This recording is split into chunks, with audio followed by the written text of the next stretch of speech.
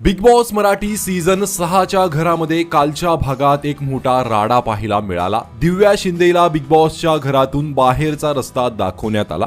घरातील सदस्यांना तलवार दाखवून मारण्याची धमकी दिल्याने दिव्या शिंदेला घरातून बाहेर काढण्यात आले। दिव्याने नियमांचं उल्लंघन केलं असं कारण यावेळी देण्यात आले। दरम्यान दिव्या शिंदेच्या एलिमिनेशन नंतर सोशल मीडियावर दिव्याचे फॅन्स आता संताप व्यक्त करताना दिसत आहेत। दिव्या शिंदे हे सोशल मीडियावर खूप मोठं नाव आहे। तिचे 10 लाखाहून अधिक फॉलोअर्स आहेत।